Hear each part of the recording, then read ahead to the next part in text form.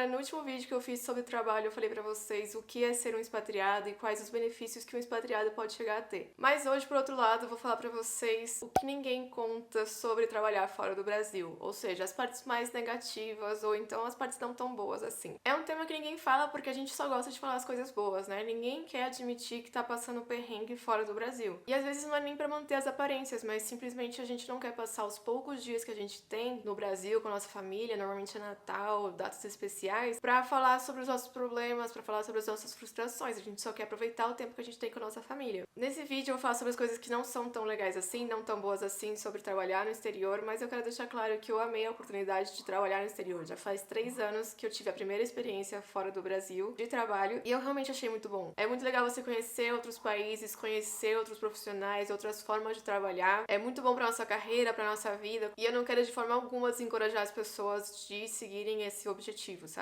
O que eu quero fazer aqui é dar o panorama completo da coisa, porque no último vídeo eu falei só sobre os benefícios e qualquer pessoa que vê aquele vídeo fala, nossa, quero, né? Muito bons benefícios. Mas é bom deixar claro que são poucas empresas que oferecem tantos benefícios e não é tão fácil assim por outros motivos, e isso é muito importante também a gente pensar. A minha intenção com esse vídeo é que vocês possam colocar numa balança os pontos positivos e os pontos negativos e ver se trabalhar fora realmente é uma coisa que vai te fazer feliz e vai te fazer bem. Até porque, querendo ou não, o trabalho é uma parte muito importante da nossa vida. A gente passa a maior parte do tempo trabalhando. E eu acredito que se a gente tá infeliz com o nosso trabalho, é muito provável que a gente também fique infeliz com as outras partes da nossa vida também. Pelo estresse, preocupações, frustrações que vocês devem estar pensando. Tudo isso faz parte de qualquer trabalho, do que você tá falando, né? Mas eu acho que é mais difícil se você tá fora do Brasil, principalmente sozinho. Dito isso, vamos começar com esse vídeo que é totalmente baseado na minha experiência, na experiência dos meus amigos, mas claro que cada um tem a sua experiência, cada experiência é única. Pode ser que você não sofra nada disso, ou pode ser que você sofra muito mais do que isso. Na minha opinião, as primeiras semanas e até os primeiros meses são mais difíceis. Tem muita coisa nova pra você se preocupar, às vezes você não tem apoio da sua empresa, às vezes você vai ter gastos que você não esperava ter. Então imagina a situação de você chegando num país que você não sabe nada ainda, você não sabe qual é a melhor região pra morar, você não sabe bem o idioma, supondo que você não sabe bem o idioma. Aí você vai ter que procurar apartamento sozinho, você acha que não vai ser tão difícil assim, porque você já procurou na internet, já viu uns apartamentos legais. O seu amigo que mora aqui já faz uns 3 anos falou que foi super fácil de conseguir apartamento, super barato, é maravilhoso, é rápido, você não vai passar perrengue não. Aí quando você chega, você percebe que as coisas mudam, né? De 3 anos pra cá, as coisas mudaram tudo, ou então a experiência do seu amigo não é a sua experiência, seu amigo esqueceu de falar pra você que você precisa de fiador pra conseguir um apartamento aqui. Ou você fica sabendo que como turista você não pode alugar um apartamento, você precisa da sua residência, que vai sair só daqui 1 ou 2 meses, antes saía em 1 semana. No seu caso não, no seu caso 1, 2 meses, porque mudaram as regras da imigração. Ou você simplesmente não tem nem tempo pra procurar apartamento, porque você já chega direto no trabalho. Que horas você vai procurar apartamento? Às 8 da noite? 7 da manhã? Ninguém trabalha nesses horários. Ou seja, começa a ter perrengue, gastos que você não esperava, de hotel, 2 meses até você conseguir um apartamento, até você conseguir um contrato de apartamento. E fora o estresse, né, de fazer tudo isso em outro idioma que você não domina bem, ter que ler contrato em outro idioma, fazer visita em outro idioma, é bem complicado, é bem cansativo, pelo menos pra mim. Outra coisa que eu acho que as pessoas não consideram muito quando decidem mudar de país é que muda tudo. A sua vida que você conhece no Brasil vai ser totalmente diferente da sua vida aqui em outro país. Quando você tem uma vida ruim no Brasil, é muito fácil você conseguir gostar de um país. Agora, quando você tem uma vida boa no Brasil, você acha que você vai ter a mesma vida em outro país ou ainda melhor. Eu conheço alguns casais que já tinham uma vida feita no Brasil, apartamento bom, um cargo bom, era reconhecido pela empresa, tinha uma vida boa já. E aí é o que eu falei, você vai para outro país com um salário maior, então você fala top, você vai lá, converte o salário e fala, tô rico.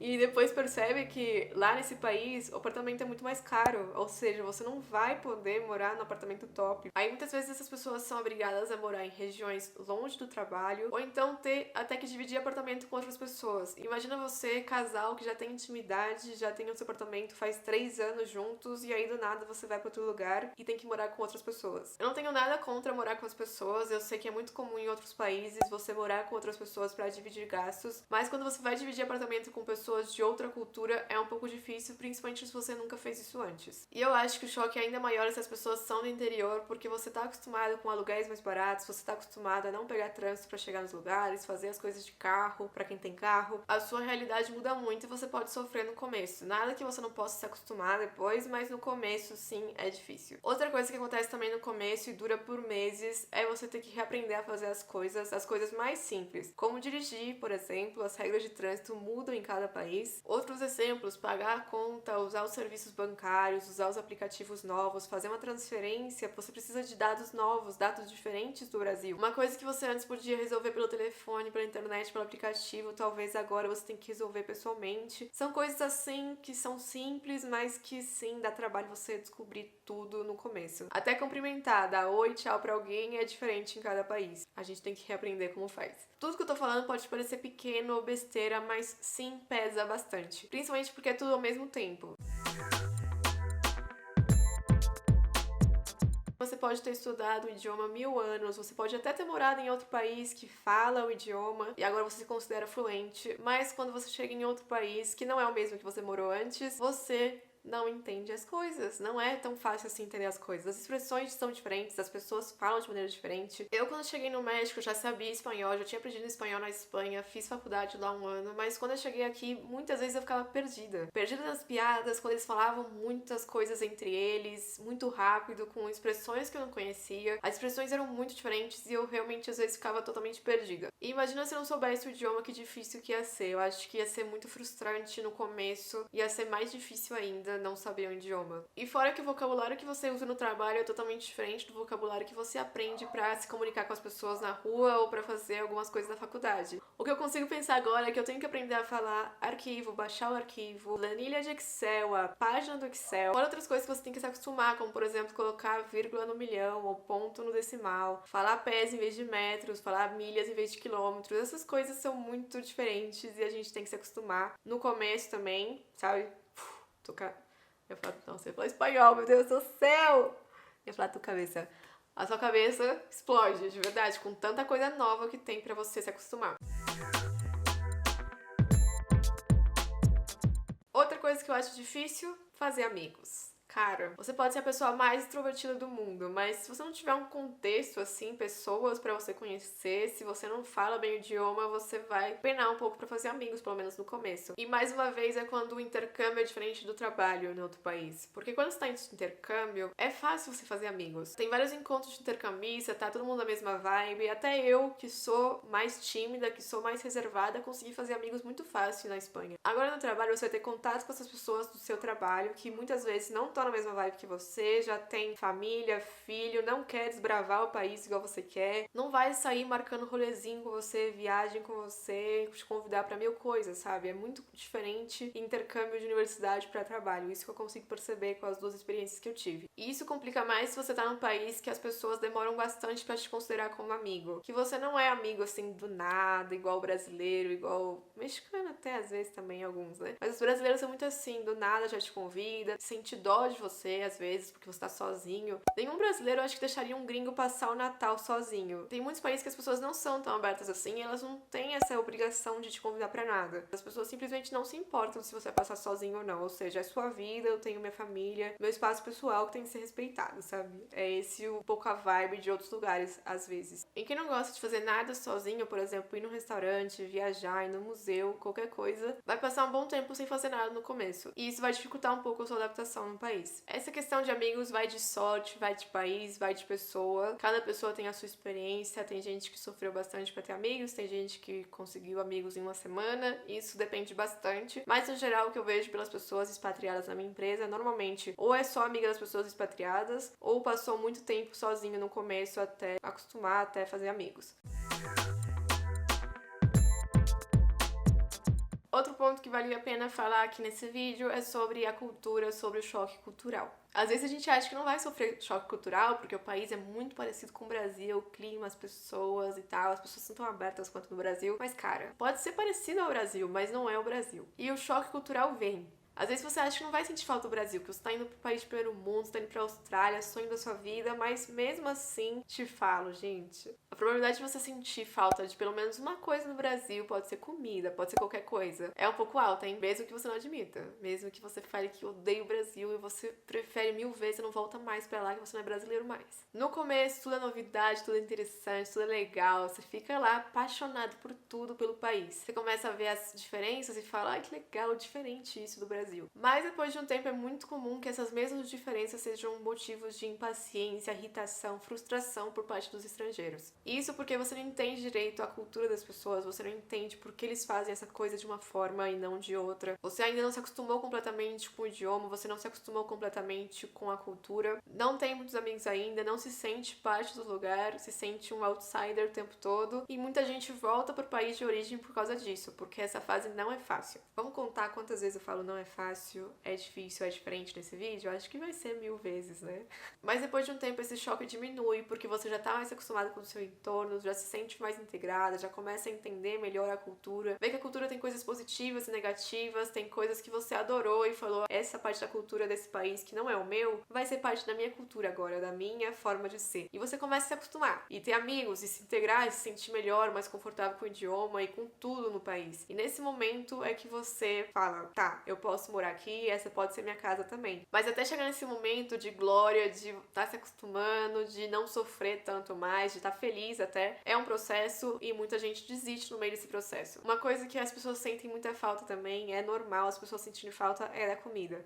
Gente, pode ser o melhor país do mundo de comida, México conhecido como patrimônio da humanidade, a culinária deles, França, mundialmente também conhecida pela culinária, Itália, etc. Eu sempre vou sentir falta do meu arrozinho com feijão com farofa. Deu até fome agora, meu Deus do céu. Sempre vou sentir falta, toda vez que voltar pro Brasil eu vou encher um prato de arroz, feijão e farofa, porque eu amo e não tem igual, sabe? Eu posso cozinhar aqui que não fica perfeito, porque as marcas são diferentes, os produtos são diferentes. E cara, não tem nada como você tá em casa comendo a comidinha, assim, que você tá acostumado desde sempre. Pelo menos pra mim.